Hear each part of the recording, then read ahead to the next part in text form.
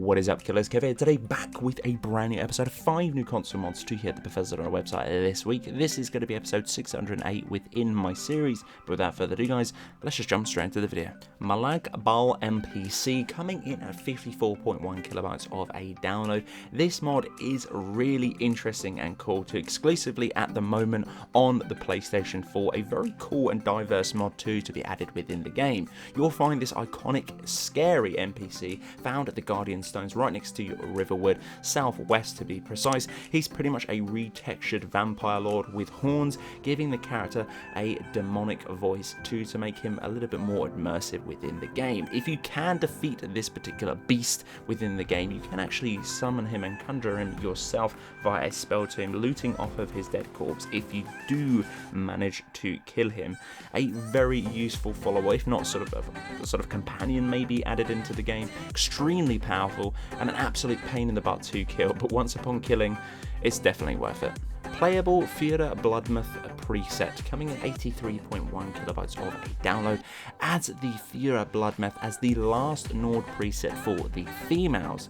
This gives all other female Nordic presets her face complexion because that's the only way that this mod author could get it to work within the game. Now, first initial thoughts of this particular one's very weird indeed. Once upon using the preset within the customization menu, the eyes and the general face didn't look very to the point, it didn't look very aesthetic, didn't look actually true to what this mod was. Coming in and out and maybe switching the race and then going back to the female race to sort of glitch in, sort of lock it into place with that preset, it worked absolutely fine. Definitely see the resemblance within there. I think personally it might be my mods clashing with it, or it just needs a little jig or a jolt, but that's how I pretty much jolted this particular preset back into action to look at its full glory. Mannimarco armor coming at 3.7 megabytes of a download. This adds 7 standalone pieces set of armor from an Oblivion mod, Mannimarco. This one can be found within the Blue Palace in a chest on the right as you just enter the main establishment itself. This one is very interesting indeed. No sort of crazy textures with this particular one. I do get why this is sort of how it is within the game. The mask is probably the most iconic thing out of this whole entire set. As you can tell right now, it does look very creepy and very weird. Models messenger textures, not too bad. Probably the best ones are going to be scaled up onto the face itself, but again, this is from an Oblivion mod, so please do bear that in mind. But overall, I think this is very nice for anyone who is building or creating maybe a warlock build or sort of a blood mage. It's entirely up to you, but preference on this one is going to be located for, or shall we say, catered towards that class. Ulfric voice for player coming in at 705.7 kilobytes of a download. The update of this one, as we're covering it just now, added the voice to male races. It's all male races, so it doesn't matter if you're playing a Nord all the way over to a Orc preset, it does not matter whatsoever. But you'll know this character, that is for sure. Give it to all vanilla player races for attacking and taking damage within the game. I personally only noticed it while giving out damage, maybe using power attacks or just general swings. When I was getting under attack itself or taking damage, I didn't actually see this one sort of presenting itself too much. Now, for this one, it kind of needs to be right at the bottom of your load order for it to actually work.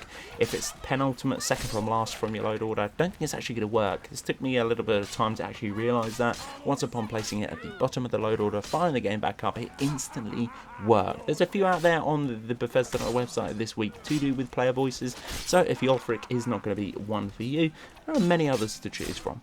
Draco's Beautiful Cosmo Custom Edition coming in at 8.7 megabytes of a download, a port from the hospitals.Com and a part 2 of the mod author's upscaling adventure, this time focusing on all of the stars and galaxy textures by removing some of the unnecessary elements or vanilla sort of attributes to the particular sky elements of the game, and upscaling from a gallery of 8K textures for the best quality and downscaling it and compressing it so it is allowed into the game for such a moderate download size, and as well for the fact of the limitations of this particular game. There are 2 versions out there. There's going to be a vanilla and a custom.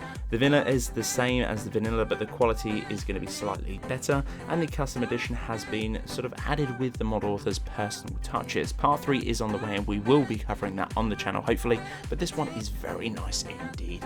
If you do like taking sort of breathtaking screenshots of the night sky, or just generally like something extra to be added within the game, maybe you're roaming around at night and you sort of catch a little glimpse of the galaxy up ahead and just take a little time to ponder. This is going to be one of those mods where you definitely sort of take a break and enjoy your natural surroundings. So guys, it's the end of this episode. This has been episode 608 within my series. Guys, if you did enjoy, I'd very much appreciate a like on the video. It does help me out an awful lot. If you're new around here too, why not consider clicking that little subscribe button right next as well. If you want to go above and beyond, make sure to click that little bell. You will get a notification of every single time I post a video on the channel like this. But guys, until the next one, this has been Killerkev here, and Killerkev out.